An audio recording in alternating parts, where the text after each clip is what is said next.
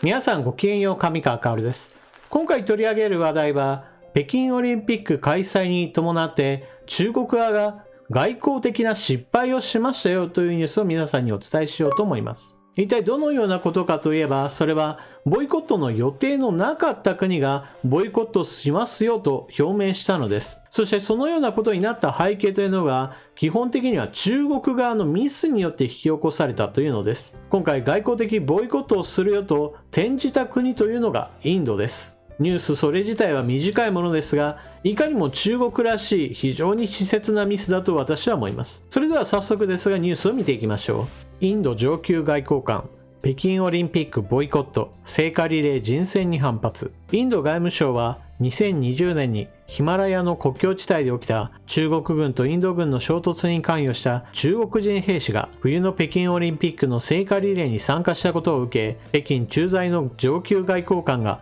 大会をボイコットすると発表した。両国の国境地帯の山岳地帯にある係争地ガルワン渓谷で2020年に起きた衝突で人民解放軍連隊長は負傷。中国の国営メディアは2日、連隊長を英雄と持ち上げ、同氏が1200人の聖火ランナーの一人に選ばれたと報じた。インドはこの人選に反発。インド外務省のアリンダム・バグチ報道官は、在中大使館の上級代表が開会式と閉会式を欠席するとし、中国側がオリンピックのようなイベントを政治化しようと決めたのは実に遺憾だと述べた。この発表の直後、インドの公共放送局は開閉会式の生中継を行わないと表明した。ガルワン渓谷の衝突では両国の兵士が主に素手での戦闘となり、インド側20人、中国側4人が死亡。中国政府は自国軍の犠牲者について8ヶ月間公表しなかった。衝突後、両国は当該地域に数万人規模の増派を行い、昨年末には高官級協議も行われたが、緊張緩和には至らなかった。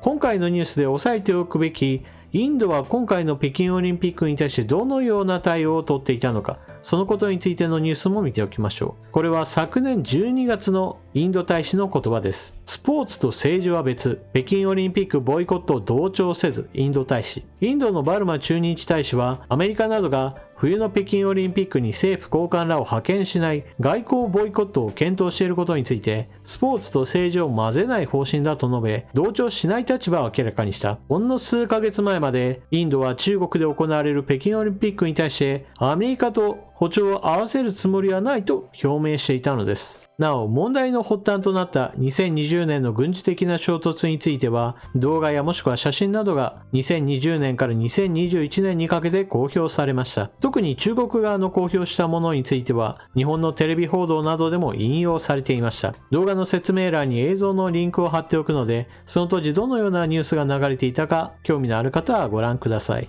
衝突の起こった現場は4000メートル級の高地で、しかも氷点下、川沿いで行われました。双方ともに軍人なわけですが、軍事的な緊張が高まるのを予防するために、両軍ともに銃の持ち込みはありませんでした。そのため、激しい殴り合いなどが行われたわけです。ただし、公開された映像や写真などにおいては、中国側にとって都合の悪いものは映っていないだろうと言われています。というのも、インド側の情報としては、当時のこの殴り合いなどにおいては、鉄条網を巻いた棍棒なども使用されて、それらによって殴りつけられた兵士、さらには尾根から突き落とされて川へと沈んだ兵士などが亡くなったのだというのがインド側の話として出ているのです。そして死者の対比としても、インド側が20人、中国側が4人という具合にして、インド側の死者の方が圧倒的に多いわけですから、インド側はこの屈辱を忘れるわけにはいかないのです。ポイントとしては何といっても、もともとインドはこの北京オリンピックに対して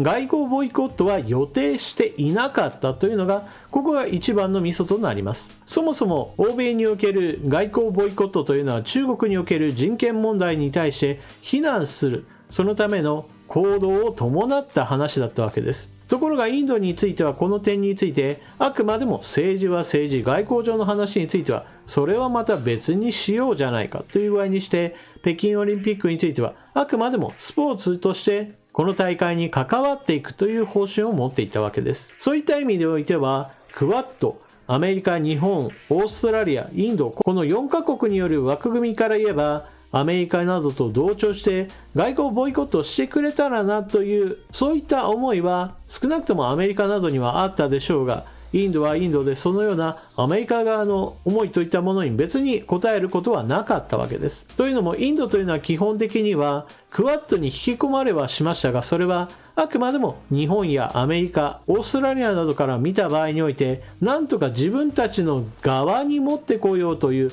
そのための枠組みとして設けられたもので、決してインドとしては欧米側に完全にくっついたわけではないというスタンスを持っています。これはインドが地域大国であり、そして非同盟路線、どこかの国と組みするのではなく、あくまでも自国が大国としてあり続け、そして独自外交を展開していくというのが一つ基本政策にあるからです。そのような基本政策を持っていたインドですから、今回の件をもってして中国側が北京オリンピックを政治的に利用するなんて本当に嫌なことだというふうに意見を表明したのは、基本的にはインド側の問題ではなく中国側のミスによって引き起こされたものなのです。何しろインドのこのような独自路線外交といったものについては中国としては非常に都合の良かった話だったわけです。何しろ欧米各国において中国の人権問題を念頭にして批判やもしくはボイコットの動きが広がっていることに対しては、彼らにしてみれば非常に不快感を表す出来事でした。それに比べればインドは最初からその問題には触れずに、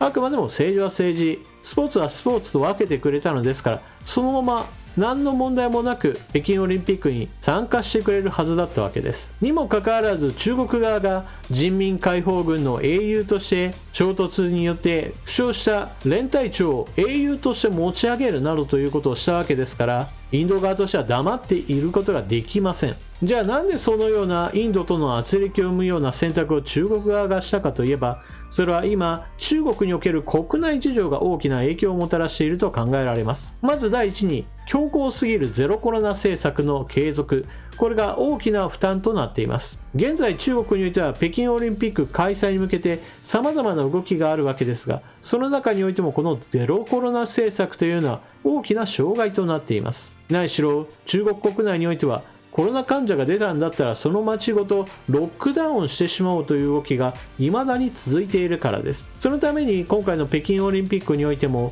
観客は基本的には入れませんよ。あくまでも大会関係者と一部の招待客に限定しますとかなり厳しい制限を行っています。さらに北京オリンピックに一つ大きな問題となっているのは、中国においてはウィンタースポーツというのが決してメジャースポーツではないという点です。そもそも北京は冬は寒いところではありますが、乾いた冷たい風が吹き込んでくるということもあって、決して雪がたくさん降ってスキーやスノーボードを楽しんでいる人がたくさんいるような地域ではありません。ですから北京オリンピック冬の大会といっても、試合会場では基本的には人工の雪というものをどんどんと作って、その人工の雪の上で練習も試合も全部行われるのです。つまり国際的な大会は行うんだけど、実際のところ中国の国民にしてみれば試合も見ることもできないし、よくわからないスポーツの試合がたくさん行われるんだなぐらいのことで、十分な関心を引きつけるようなビッグイベントとしては成立していないわけです。ですからそのようなところに少しでも関心を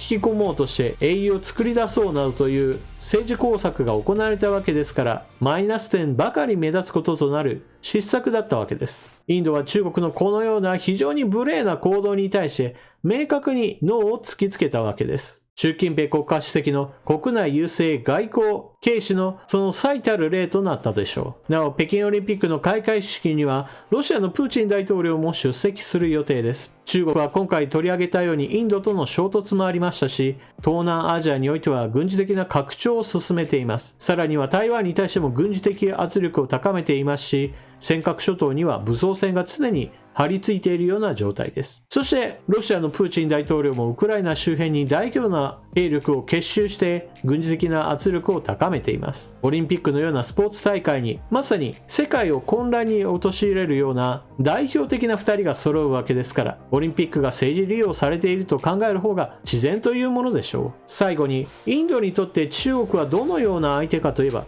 基本的には最大の貿易相手国です。インドにとっての最大の貿易国というのは基本的にはこれまではアメリカの名前が挙がることが多かったわけですが、中国経済の発展に伴って貿易額も次第に伸びて、そしてアメリカを凌駕するということも起こってきたのです。そのような状況を考えると、日本が中国に対して強く言えないのは中国が大きな貿易相手国になっているからだというそのような言い訳を聞くこともあるわけですが、少なくともインドは最大の貿易相手国である中国に対してはっきりとボイコットもするし、またオリンピックの開会式、閉会式などについてはもう生中継しないぞという行動をとってまさに抗議を形にして見せたわけです。インドの今回の件というのはそういった意味で言うべきことは言うし、行動するべきはするんだというインドのしたたかな外交だったと言えます。日本も見習うべき点はあるのではないでしょうか。皆さんは今回のニュースを聞かれてどのようなことを考えたでしょうか。ぜひともコメントしていってください。それでは動画を最後までご視聴いただきありがとうございました。チャンネル登録していない方はぜひともチャンネル登録を。また動画がいいなと思った方はぜひともその都度拡散してもらえると嬉しいです。それでは次の動画でまたお目にかかりましょう。